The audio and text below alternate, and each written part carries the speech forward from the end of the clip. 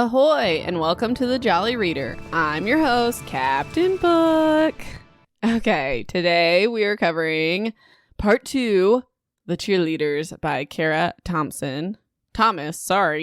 and chapters 9 through 15, pages 122 through 244. This is the second third of the book, so we're going to have one more episode after this. I hope you guys all had a safe, long weekend for Memorial Day. And we just spent it with our family and Josh, my first mate, and Allie convinced us to get in the pool because you're only 5 once, and it was freezing. We're trying to open it, so cleaning it. Anyways, I spent a lot of time reading this weekend, honestly, so this book is long and drawn out and semi-interesting. I kind of think I figured it out. So we'll get to that in my layering questions / theories. Before we get to things to look forward to, I kind of figured out what I don't like about this book. It was bothering me. I was like, yeah, there's a lot of detail, but people like that. So, I mean, it's not like poorly written. It's just not my style. But what it is when you have a book with one main character or first person like this book, Monica, or Stevie and Truly Devious, or Kat, or Caddy, or whatever her name was in We Were Liars, and you have backflashes, you're always waiting for the main character to figure out what the reader already knows. I guess We Were Liars isn't the best example, but the other two, this book and Truly Devious. And then they figure it out, like the main character figures it out in a super unnatural way to push the story ahead, and it feels forced and random and completely unrealistic, and it just like kills the mood and kills the character for me, and it makes the main character really unlikable, and they seem stupid because they can't figure out what you already know, and they just like fall into the situation and luck into saving the day, which is super annoying.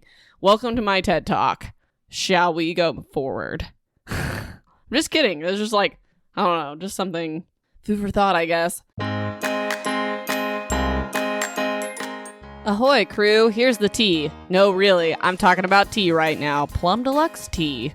It's a loose leaf tea, which is really easy to do. I'm never doing bag teas again. I'm telling you right now. Also, it's all hand blended, fresh, best ingredients. There's bold black teas. I like the Reading Nook blend black tea, and I'm not just saying that because the name's adorable. I'm saying that because I didn't know I liked black tea, but man, this went down smooth. It tasted great. They also have relaxing herbal blends, dessert teas. There's a vanilla sugar cookie dessert tea. It smells and tastes like a real sugar cookie. Oh, and I forgot to mention, they have a Tea of the Month club, which gets you free shipping and other amazing perks. I very much am going to continue to support this small business. And if you like to too, you can visit plumdeluxe.com/listen and use the code JOLLYREADER to save 12% on your first order. Tea makes a great gift. That's plumdeluxe.com/listen, JOLLYREADER. I think I'm going to go brew myself some now. Bye! Okay, you guys, I already recorded the episode and I just realized while I'm editing that I didn't do a summary of last time. So I'm winging it with no notes. So our main character, Monica, is pregnant and having an abortion, which we find out is the baby daddy is Coach Brandon. And that never comes up again. And she's on the dance team. And her sister's dead, supposedly committed suicide. And her sister's best friends, Jules and Susan, were murdered by a neighbor, supposedly, Jack, who her stepfather, Tom, and his partner, Mike, killed. Colleen and Bethany, other cheerleaders with Jen, died in a car accident. Ginny is on the dance team with Monica, and they're kind of trying to solve the mystery together. And there's a mystery classmate who we find out is Ethan, who was the last person to talk to Jennifer when she died. And I don't know what else, but here it is. Sorry. Back to your regularly scheduled program. Bye. So things to look forward to this week is jumping to conclusions, a suspicious pickup truck, pictures from the past, and a ridiculous plan to get information that would never, ever, ever work in real life. So buckle up for some ranting. Chapter 9. So Rachel picks Monica up from school and she's in a mood. I don't know. I don't really remember this part that much because I wrote about it like 6 days ago, but that's what it says. She was in a mood, ... So Monica receives a text from a different unknown number, not... I should get my notes up because I already forgot his name, Ethan. Hold on, my chart. By the way, I hope you like my chart. I'd love to receive feedback on it. It's on Instagram and Facebook, I believe. Okay, let's set this up. Okay, so Monica receives a text from a different unknown number, so it's not Ethan. Which, to me, Monica's freaking out, but it's super obvious that it's Ginny, obviously. So, it is. And Ginny is like, do you want to meet? I have to talk to you about this. I got your number off the dance sheet list, whatever. So, Monica meets Ginny, and she shows Monica that there are old photos that didn't make it into the yearbook, because she's like, on yearbook, whatever, from 5 years ago. And it's from the float building day before homecoming and / like the murders. All the girls are in the picture minus Jennifer because she was homesick with strep, which we already knew. And at the end of the photos, there's a picture of Jules, and she's standing by a fence by the football field, and she's on the edge of the frame, and she's holding a cell phone, and like, long story short, it looks like she's crying. So Monica takes a picture, or she takes copies of all the pictures, I said, which will potentially come up later, I would assume. They do.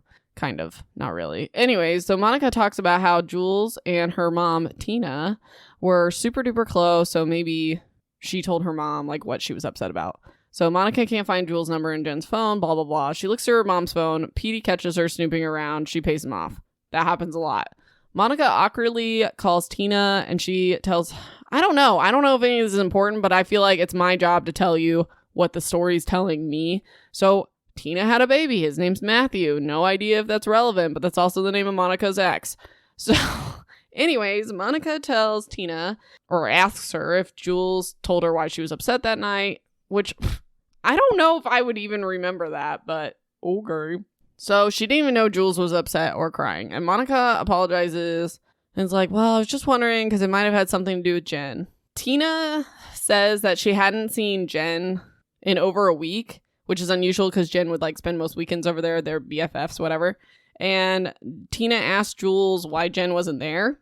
And Jules just says that like Susan and Jen weren't speaking to each other and Jules wanted to stay out of it, which we find out why they're mad at each other. But I also say here, which is also valid, I thought Jen was supposed to be at the sleepover and was mad she couldn't go because she was sick. They make like a big deal out of that. So if they weren't talking, why would she be mad? She wouldn't have even been invited to the sleepover and she wouldn't have survivor's guilt because she wouldn't even be there. Okay. Anyways, Jules wouldn't tell Tina what Susan and Jen were fighting about. We find out later. Tina basically ends the conversation by saying, we still all have a lot of questions about the situation, but it was a terrible tragedy and there's no point on dwelling on it. Whatever, it's just her way of moving forward, obviously, as a parent. Chapter 10. I'm so used to saying a name like Chapter 10. Jonah. Whatever. Monica, per usual. Okay, my first note. Ding! These chapters are so long for no reason. Like, I literally can tell you what flavor McFlurries they ordered. The biggest of who cares.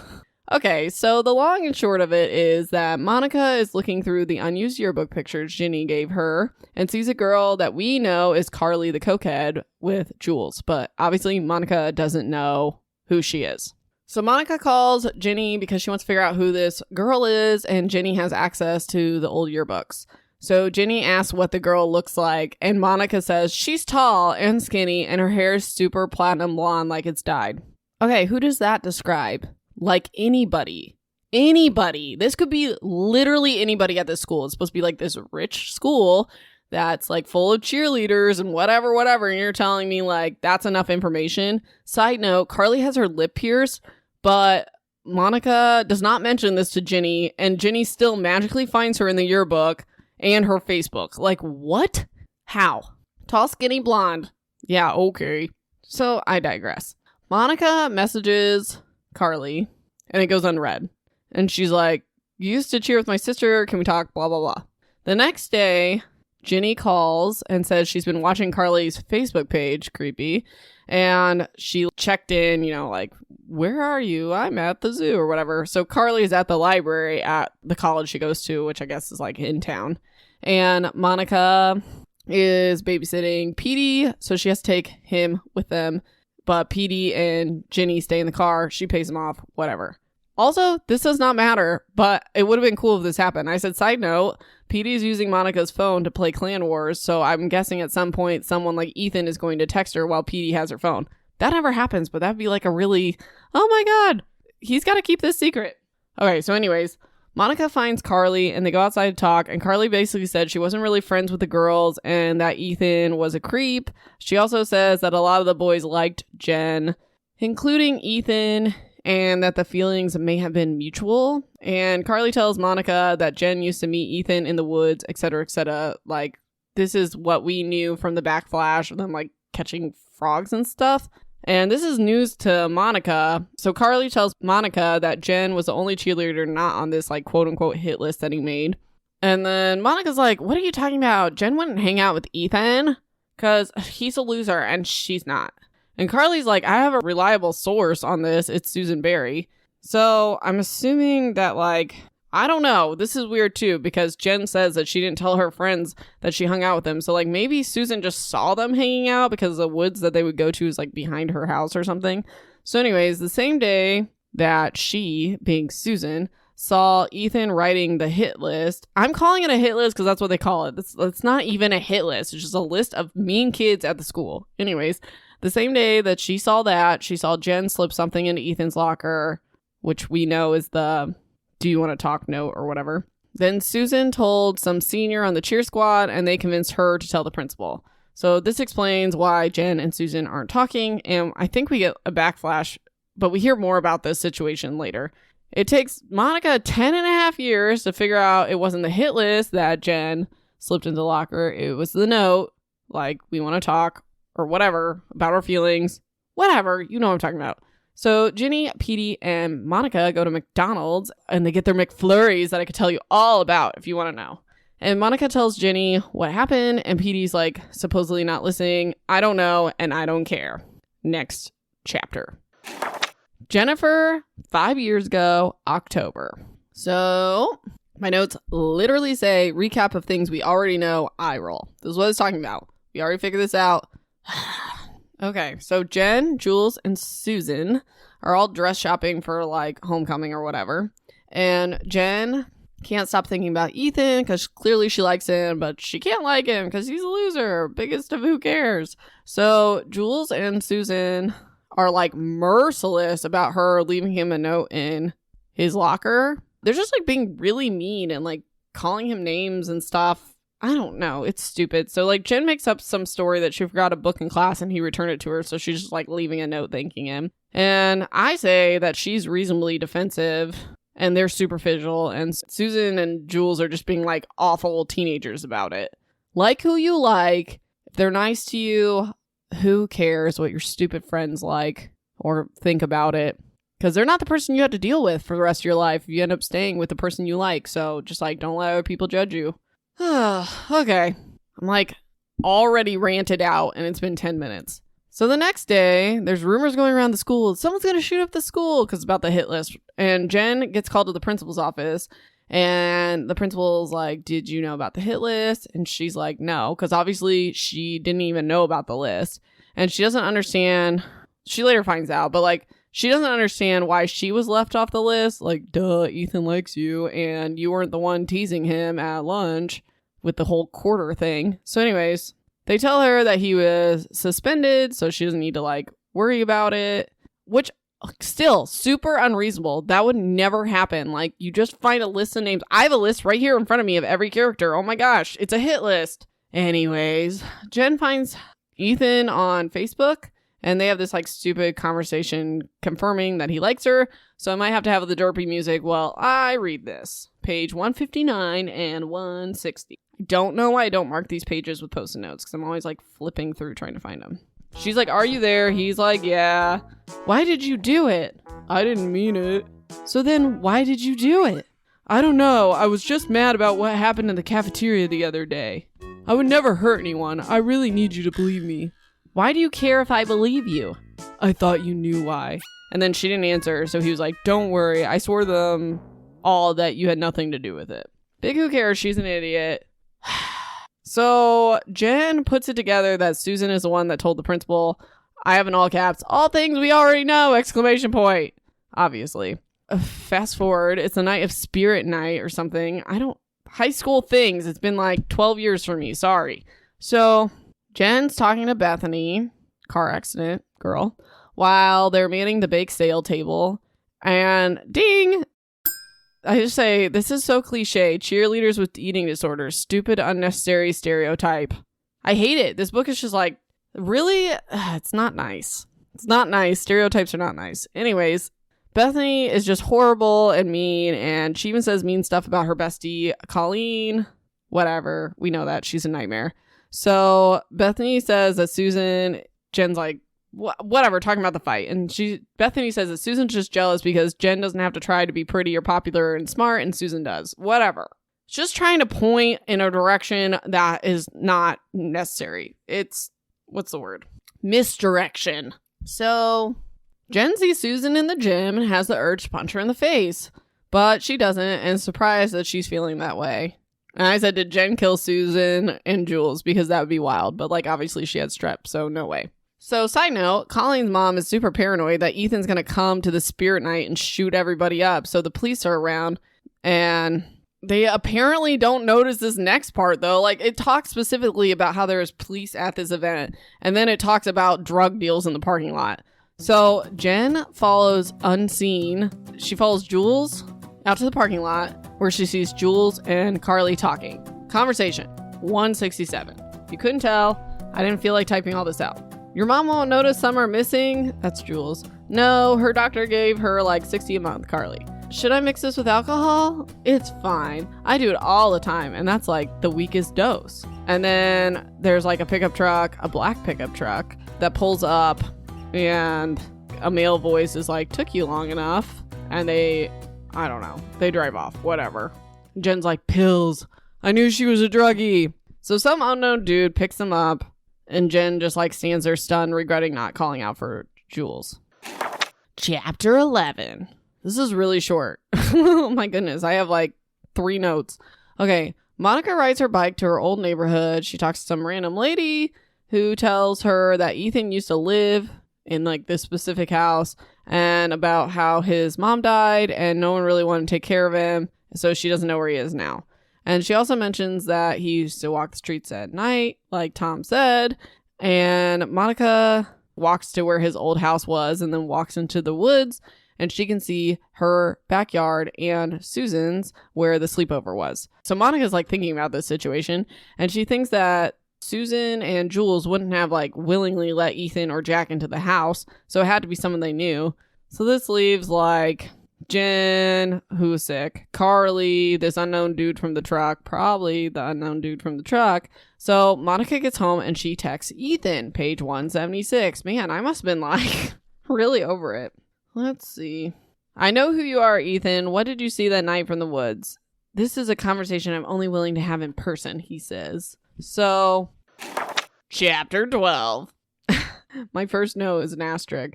I can't tell what are hints or intentional deflection in this book compared to what is just pointless filler.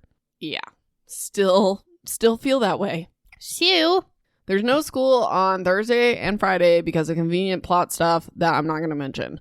Monica and Ethan set up a meeting at Cool Beans Coffee and Tea, and Monica brings along Ginny because she's nervous to meet him alone, obviously, whatever. So Monica talks about outside the coffee shop 2 males being affectionate, and that's something she would never see at her school because they're all uptight and whatever. So I just say like this might be pointless, or this might be a hint at like a secret relationship between some of the cheerleaders. Like maybe they were afraid to come out because the school's not accepting, and then maybe that could be part of the motive. I don't know. It's just something to mention. Anyways, they go inside to see Ethan, and he's a barista at the Cool Beans Coffee and Tea. So anyways, Monica said he looks perfectly normal, and she may have even found him attractive if she didn't already know how creepy he was. And I don't think he seems that creepy, just kind of like a loner, but whatever. They're all super judgmental. Like I said, stereotypes is just rude in this book. So Ethan takes them to this like back room to talk, or like, I don't know, back seating area. And Monica introduces Ginny. And then like 2 pages later, he's like, who are you again? And she's like, I didn't say. And it's like, she didn't say, but it's not like it's a secret. They already were introduced. Like, I don't know. It's so weird. So they're talking and Monica's like, why are you the way you are? Creeping around the house across the street from me. And he's like, do you want to yell at me or do you want information? So Ethan starts by saying Tom is a choice word, and Ginny puts together like out of nowhere. I don't know where this came from, but that Ethan tried to tell Tom what he saw, which is weird because Ethan hadn't told them that he was like out in the woods or he saw anything. Ginny just like says that. So then he goes on to say that he was in the woods behind Susan's house and there was a dark pickup truck. Same from the back flash, obviously. Like, it doesn't say that, but we gotta assume that's who it is. So Ethan was there around 10 and he saw the pickup truck parked across the street and 2 people were on the deck of Susan's house, a girl yelling at someone, but Ethan couldn't tell if the other person was a guy or girl, and they were tall in a dark hoodie. So he later realizes that the person, the female on the deck yelling, is Jules because, like, from reports and stuff, Susan would have been in the shower at the time of the attack, and they have times because of Jules' Fitbit, whatever. So they're fighting. He said they were fighting about, like, some BS, and he didn't spend much time on it. Jules was just saying, don't tell me to calm down. Like, that's what he overheard. So after the details of the death were released, Ethan realizes that the argument he witnessed was very close to the time of death of Jules and Susan. So he's like, oh crap, maybe I like saw the murderer. So Jen was already dead by the time he went to the police, and Tom was furious. Like, he basically accused Ethan of convincing Jen to kill herself because Tom saw the last call on Jen's phone. And Tom said that if Ethan kept telling lies about the murders and causing the families more pain, he would beat Ethan into a coma. So Monica doesn't think this sounds like Tom, but like I'm saying, obviously people act differently when they're mourning, and Tom would have probably been doubting himself about like shooting the wrong person, being Jack, and Tom was probably under investigation at the time, so it makes sense that he would like snap at Ethan, and he already like didn't really like Ethan. So genius Stevie, Monica, finally figures out that Ethan was the one mailing the letters to Tom every year about connecting the dots. Which I don't know if I said this on the last episode, but this is definitely something that me and my first mate Josh talked about. Like, we thought Ethan was mailing the letters. It's pretty obvious. So Monica asks what Ethan means by connecting the dots. And Ethan says she can start with the car crash and the murders. The murders, like connecting those two. Both Monica and Ginny and me this whole time think this is weird because it'd be really weird to cause a car accident. Like, it'd be very difficult because it doesn't talk about the brakes being cut or anything like that. Like, it was raining. She drove into a tree. She like slid off the road. So Ethan lays out the details of the accident. He says, yes, Bethany was speeding, but it wasn't uncommon for that stretch of road. She was going 70 in a 50. Like, don't tell me that that's just like normal. Ugh. Anyways, her phone records show that she wasn't texting and there wasn't any drugs or alcohol in her system. Read page 186. It's always a mystery because I don't like do any lead up. Oh, okay. So this is Ethan talking. Before the crash, Bethany and Colleen stopped at 7-Eleven. A bunch of people saw 2 guys in a pickup truck catcalling them in the parking lot. Bethany shouted something at them and they shouted back, and then when Bethany turned out of the lot, the truck followed them. And he goes on to say that it was like his friends that told him, that were at the 7-Eleven, that told him what happened.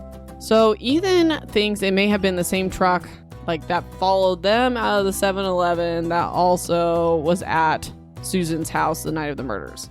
He also says that Monica was too young at the time to realize this, but a lot of people in town were skeptical that these weren't connected. Like, what's the odds of 5 cheerleaders who are friends die within a month of each other, which is what he says. But earlier it said 2 months, but okay, we're not going to worry about inconsistencies because if we did, we would spend an hour and a half on it and this book wouldn't make sense. So anyways, Ethan says it was weird. Oh, he just like kind of asks, don't you think it's weird that Tom was the first at the scene at all 3 incidents? And Monica's like, what are you accusing him of? And Ethan doesn't necessarily believe that Tom orchestrated or covered up the deaths, but he thinks Tom could be could connect them if he really wanted to find the truth. So that's why he sends the letters. Like, he thinks Tom's their best bet of figuring out what really happened. So the chapter ends, and Monica just kind of says, Tom refuses to talk about the murders because he can't bear fumbling around for answers in the dark, or is he just afraid what he'll find there? Chapter 13. Inconsistencies, like why? Is it really that hard to go back and change things so they make sense? Apparently it is. I can't stand it, you guys. I can't. I mean, they're minor inconsistencies, but it's like really annoying. Like, your one job is to make sure the book makes sense, right? Okay, Ginny and Monica drive back to Monica's house. Ginny says she doesn't trust Ethan and that Tom wouldn't act like that. And Monica's basically like, why? How do you know how Tom would act? And Ginny explains that one time Tom pulled her dad over for drunk driving and her mom couldn't get off work to pick them up from the police station. Like, what? Oh yeah, my daughter's just gonna hang out at the police station. I can't get out of work. Like, time to quit. I guess she's a nurse, but like, whoa. I'd be like, bye. I have to go protect my child from this freaking monster. So, when this happened, Tom let Ginny hang out in his office and was nice to her, whatever. So, later, Ginny and Monica are talking, and they kind of land on wanting to get witness statements from neighbors the night of the murders to get more information. It's like, see if anyone else saw a truck or whatever, which you can't do, obviously. Like, it's not public record. So Monica talks about Tom using his ID card, like his police ID card at home, to get access to the police files or whatever. But there's no way she could sneak it away from him without him noticing. Duh. And I say, by the way, has he not noticed that Monica has Jen's phone? Like, is that ever going to come up or what? So while I'm ranting, what the heck was the point of Monica being pregnant by the track coach when he hasn't been brought up in over 100 pages with a bunch of question marks? Anyways, so Monica calls Daphne, that's the journalist, to see if she ever had copies of witness statements when she wrote the article. And she says no, and the information did come from someone who worked at a different police department, but was fired when it was found out that he was leaking information. She said he's now a private investigator and owes Daphne a favor, which is really weird because she's basically the reason he got fired. So I don't know why he owes her a favor, but whatever. So Ginny wants to look up Ethan because she doesn't trust him, but Monica decides to hold on to the favor in case they need it for more important information later. And what she uses it on is like the dumbest thing ever, but whatever. Monica's mom comes home and she doesn't recognize Ginny, even though she drove her home from practice like however many years ago that one night. I don't know why you would expect her to recognize her. I can't tell if this town is big or small either, because like some people know each other and some people don't. And Monica rides her bike everywhere, so it can't be that big. Anyways, okay, so this part says that Ginny's dad never showed up to pick her up that night from the dance practice or whatever. But in earlier versions, it says specifically her mom was always running late. Like, oh, we decided we randomly want to add in Ginny's dad as a character, so now we have to go back and change things that have already been, like, said. Where was the truly devious letter written? Someone tell me where it truly was written. Okay. Monica's mom is not pleased with Ginny. Like, she's being pleasant, but she's giving Ginny, like, disapproving looks. I don't know, judgmental, whatever. So Ginny, like, is gonna leave, and Monica's surprised that she, like, says to Ginny, like, I'm surprised you're so awesome or whatever. And, like, Monica thinks, well, a month ago she was too afraid to talk to me on the bus ride home, and now she's like ready to go steal these files or whatever. And I'm like, no, Monica, that was you too afraid to talk to her on the bus because you're judgmental and a jerk, and Ginny's just always been Ginny, so like you didn't even know her. And I said I'm still weirdly suspicious of Ginny for no reason. She's way too involved in this. I don't know. Just putting it out there. So Monica's mom tells Monica that she needs to stay at Rachel's on Friday because Tom and her are going to this police annual dinner thing.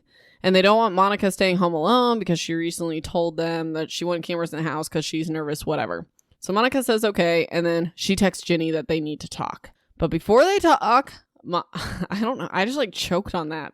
Before they talk, Monica is eating lunch with Alexa, and Alexa tells her that Jimmy, that's Matt's best friend, wants to ask her to the homecoming dance. Who cares? Not me. I don't even know the point of this. So Monica isn't interested in getting involved in anyone, and Alexa's like, whatever, Matt's gone, and it just talks about how Monica, like, lied to her friends, that she's, like, over Matt, whatever. But then Alexa's like, you have time for Ginny, and Monica explains away, and she's just like, it's nice to be around someone that will actually talk about Jen. It's stupid. This part ends with Monica saying she misses Alexa and Rachel, but has to keep lying to them, and hopes the truth comes out, and they'll forgive her in the end. Like, why, though? If they don't understand that you're suspicious, or whatever you're going through, then they're not good friends and you're not missing out anyways.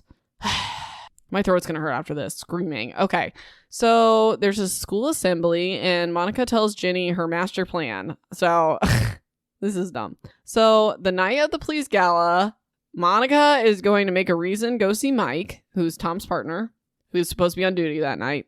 She's then going to steal Mike's card, like his ID card, take it home to look up the witness statements that they don't even know if they need. So Ginny shuts this down because Mike would know it was Monica, and the stuff, like your ID card is probably tracked, like where it's used. But she's down to take an ID. What? So they're going to make up a reason to get Mike out of the police station, hope he leaves his ID, and is gone long enough for them to look on the computer. So, side note, during this assembly, Mike is putting on a presentation about drunk driving, and Monica's like, what would get him out of the station that long? And Ginny looks at the presentation and is like, isn't it obvious? Which, by the way, they don't even use that. They don't even call, like, that's not even what they do. Oh, I'm furious now that I know. They don't do anything with drunk driving. Okay. So, I have too. I said, I'm sure this is going to work because in this book, the rules are made up and common sense and accuracy don't matter. And then my next note says, okay, the stupid plan works. I am not here for it. Okay. It's the most ridiculous thing that's happens. Side note, I say, I can't tell if this is just bad writing, but I believe the 7-Eleven is across the street from the police station. So Tom could have seen the truck following Bethany's car or like a police officer. I don't know if that matters. I don't know how many 7-Elevens are in this town. Anyways, Monica goes in. This is so stupid. She goes in and like her reasoning to go there is she's asking Mike if he can look up Ginny's dad since he left her family 5 years ago. And she tells Mike, Ginny doesn't know where he is, which isn't true. She does. Or she told Monica she does or whatever. But like the reason for this is she wants Mike to get into the database. So once he's on this database, Monica texts Ginny to make this fake 911 call. So on the 911 call, they claim that someone saw an armed person near Mike's house and his wife and kids are home. So he freaks out and runs out. And Monica feels so guilty. Like, does she though? So Monica searches Jules, like whatever, about the homicide, which is weird because it said, wouldn't you search Susan since it took place at her house? Like, I don't know why she chose to search for Jules, but anyways, it's labeled unsolved and inactive. And there's a million files, which surprises her. It was a double homicide. Like, what did you expect them to be like? Oh, 2 girls were murdered. End of story. So Monica somehow manages to print off 50 plus pages of affidavits without anyone noticing. Like, just bring a flash drive, girl. Why are you using the printer? This is all ridiculous. Are you still hanging with me? Because I'm hanging by a thread on this book. And I'm like dreading the ending because I feel like it's going to be super ridiculous. So she leaves the police department and ducks her head when she sees the camera. Because like obviously it's recorded inside police stations. And she's leaving, which doesn't matter because she could say she went there to find Ginny's dad or whatever information about it. But whatever. So Ginny and Monica are back at Ginny's house and they're going through the papers. And of course, the first one they look at gives them information. So this 90-year-old man that lives across the street from Susan says this. 216 and 217. While I was putting out the recycling around 9:45 and noticed a pickup truck parked on the street next door. Diagonally from the Barry's house, a petite, dark-haired girl got out of the vehicle and crossed the street. I waved to her and she was headed up to the Barry's driveway, but she appeared not to see me. The pickup truck remained parked next door, the engine on. I went inside and made a cup of tea and straightened up the kitchen. Before I went to bed, I looked out the window and noticed the pickup truck was gone. So I'm not like 100% sure, but like I think dark hair, that would make it Jules. That's kind of like conclusion. I don't know. I could go back and look at her description, but that's like the assumption. Okay, so like also there's a statement that Jules' dad dropped both of them off at 9:20, but the neighbor saw someone else dropping her off at 9:40. They make like a huge deal out of this, but I feel like she just went off to get drugs or whatever, and then like she did at the float thing. But obviously we only know this from like Jen's backflash, so Monica wouldn't know this, blah, blah, blah. So they also think it wasn't Jules, but another girl getting dropped off. But I don't know who that'd be because they describe Carly as being platinum blonde and Jen's like asleep or whatever. She has strep and then the other girls are dead. So there's like no other girls available. So anyways, so I have these like crazy theories right in the middle. So I said crazy, but what if Jen was responsible for all this? And that's why Tom covered up. That would explain why Tom got mad at Ethan about seeing the truck and never looked into the statement of the neighbor who confirms this. I said, okay, maybe not Jen, but someone he knows, like Mike. I don't know. Gasping. I'll get to my theories at the end, but this is just something I wrote as I was reading this.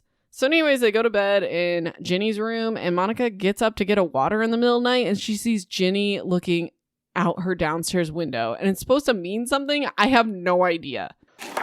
Chapter 14. So Ginny went to pick up her mom for work when Monica gets up. So Monica just goes home and Monica's mom's all salty because she was bombarded by Colleen's mom at this police gala thing, who told Monica's mom that Monica never got back to her about helping with the memorial. Big who cares, but Monica's mom is being like super ridiculous and annoyed about it. So later, Mike calls Monica and she's freaking out that he like figured it out, but it's pretty obviously he's just calling about Ginny's dad, right? So, P.S. her dad's name is Phil and I added him to the chart.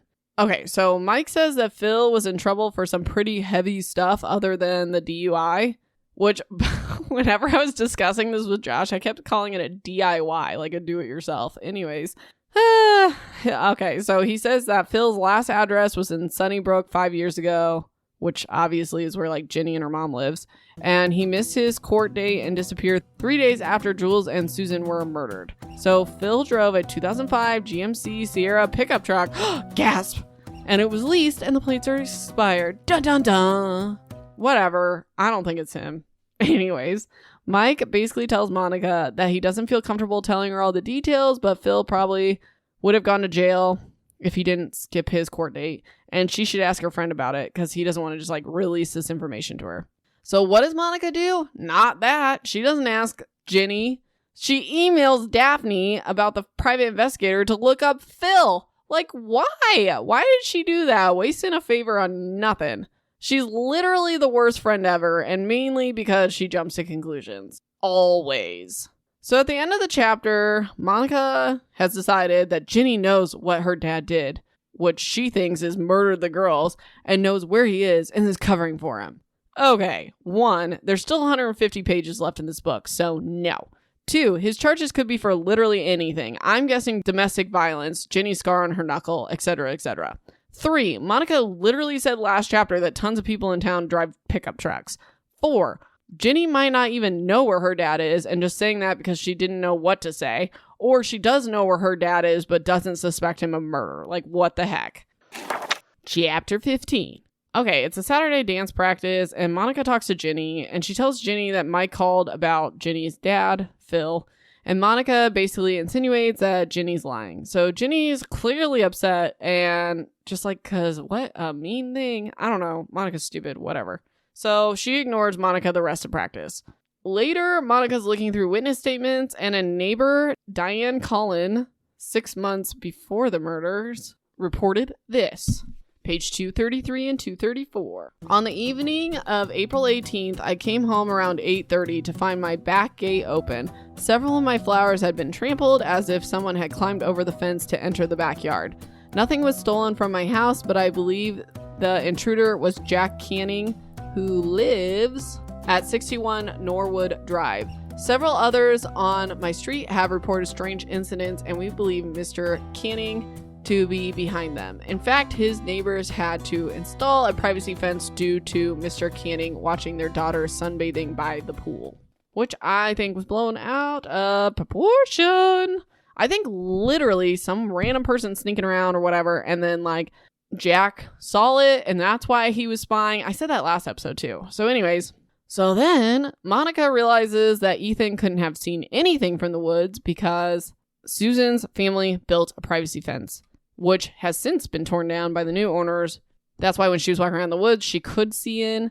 But I say that, one, the woods could be elevated, like that ridiculous driveway that was hundreds of feet or whatever from last episode. Two, the porch that they were arguing on could have been elevated like the one at my house. Like if I'm standing on my porch, we have a 6-foot fence and my neighbors can see me out on my porch.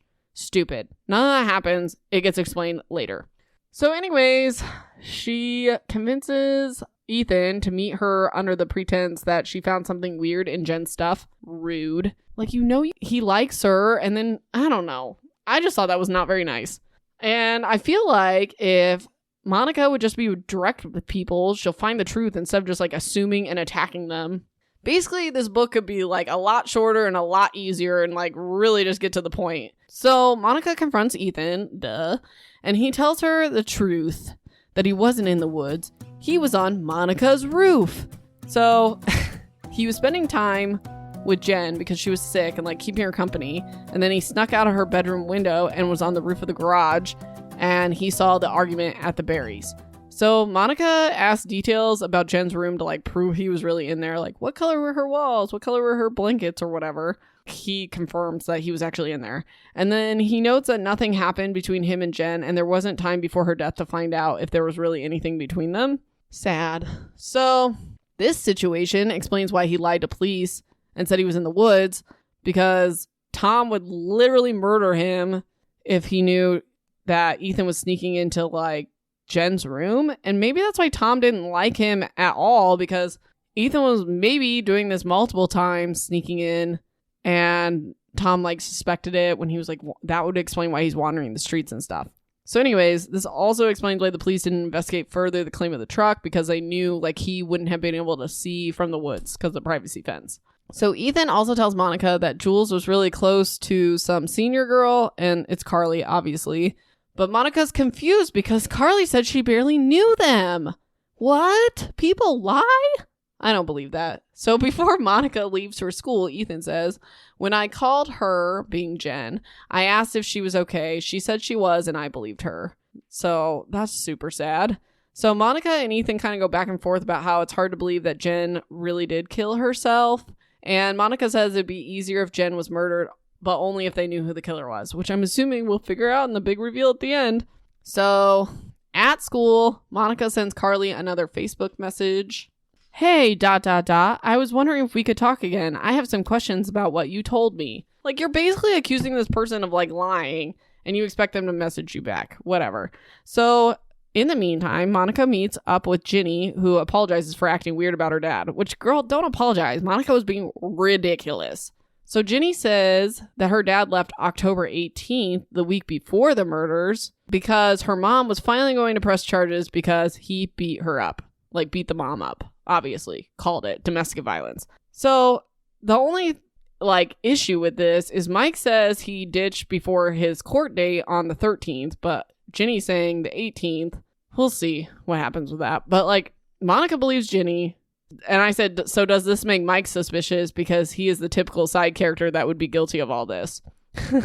So anyways, Monica goes to tell Ginny about the message to Carly and like her conversation with Ethan. And when she goes to pull up the message, she realized that Carly had blocked her on Facebook. Dun dun dun. End of section. That went a lot faster than I expected it to, considering it was like a lot of pages. Okay. Lyrian questions / theories. This is going to be like 10 minutes long because I kept coming up with theories as I was typing this out. So I think I figured it out, which is my last theory. So we'll have to go through all my crap theories first, and then I work my way to what I think, how it's going to end. So I think the suspicion around Carly is just because she used to do / deal drugs. Like, I don't think she murdered anyone. I think she doesn't want anyone prying because she seemingly has like cleaned up her life. and maybe she witnessed something or knows something, but like I don't think she just like went in and strangled and stabbed to death people or whatever. Like I said before, I think Mike is going to be our main bad guy. But now I'm like kind of changed my mind on that. But that's what I wrote originally. So if Tom was the first person on the scene of the crash, we can assume Mike was there too, because that was his partner. Also, he was there when they killed the neighbor Jack, or however that went down. And if the 7-Eleven was across the street from the police station, he would have seen the truck following Colleen and Bethany. If Ethan's telling the truth, so like, whatever, I don't know.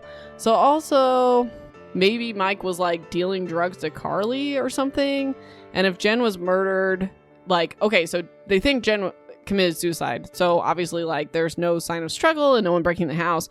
But it wouldn't be unreasonable for Jen to let Mike into her house, right? And I also feel like it's too late in the book to be adding a random character to make all this make sense. And I don't think we're going to hear much more about Ginny's dad.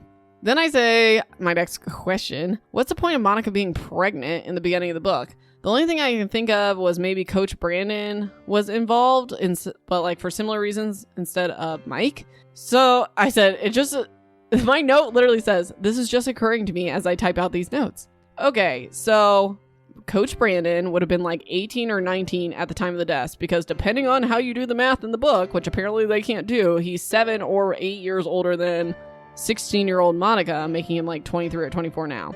I went back and I looked it up. When they like hooked up, he drives a Jeep, like currently, but that doesn't mean he couldn't have had a pickup truck at the time.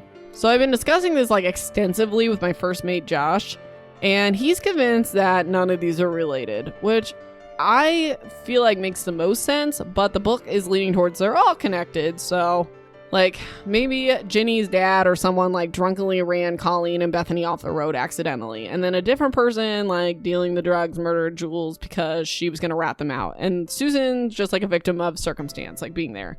And then maybe Jen really did kill herself. And then I have like, so I called Josh, and I was talking to him about this, and as I was talking to him, I was like, I think I figured it out. So just like super bear with me. So maybe, okay, so it says Carly's like new to the school, Sunnybrook or whatever. So maybe Carly and Brandon went to school together before she moved, because there's no talk of Coach Brandon like going to Sunnybrook or whatever. So maybe they like knew each other, and maybe he's like her dealer, or maybe he's like the person that picked him up in the truck that one night in the backflash or whatever. So my theory is that Jules / maybe also Carly were in the truck. So like the running theory is like this truck that followed Colleen and Bethany from the 7-Eleven ran them off the road or whatever. So like maybe Jules and Carly and Brandon, the driver, were in the truck when it ran Colleen and Bethany off the road. So like maybe they were just being stupid teenagers, and maybe they were on drugs, and it really was like an accident to run them off the road, because Bethany's kind of a nightmare. But like obviously you couldn't plan that they would hit a tree, and maybe it would be unintentional. So then Jules, who's like more straight-laced, like kind of just falling into a bad crowd, maybe, okay, so after they ran her off the road, maybe they were like, okay, everybody shut up. We could be like in a ton of trouble for this. This never happened. They just got in an accident. Leave it be. So Jules might be like kind of cracking under the pressure and wanting to go to the police. So this third person, who I'm assuming is Brandon, murdered her to keep her quiet.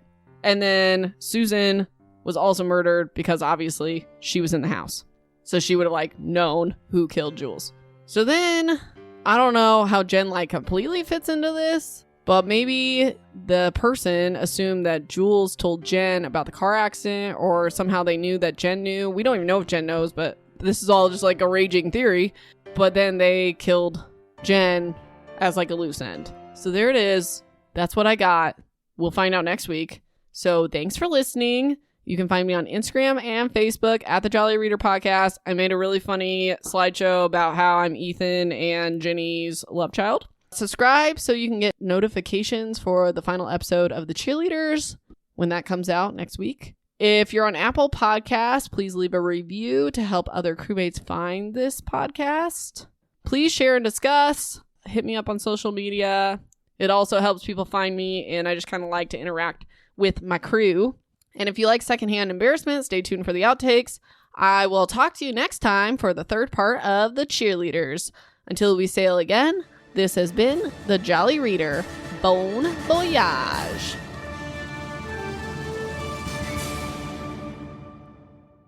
Hey, you made it to the outtakes. Let's do it. Testing.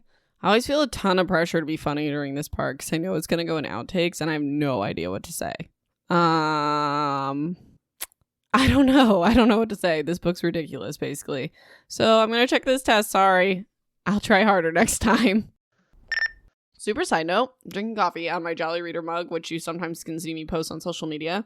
So every morning, my husband gets up for work and he puts a K-cup and a mug in our Keurig and he like picks my mug for the day. And days I have to work on Jolly Reader, he always picks my Jolly Reader mug. So I think it's like super cute. Enjoy this in the outtakes. But I just had to say that. So anyways, Monica's mom tells, this is not a chapter break. Anyways, Diane, wow. And that like, why can't I think? I am Allie, and you were listening to my mom.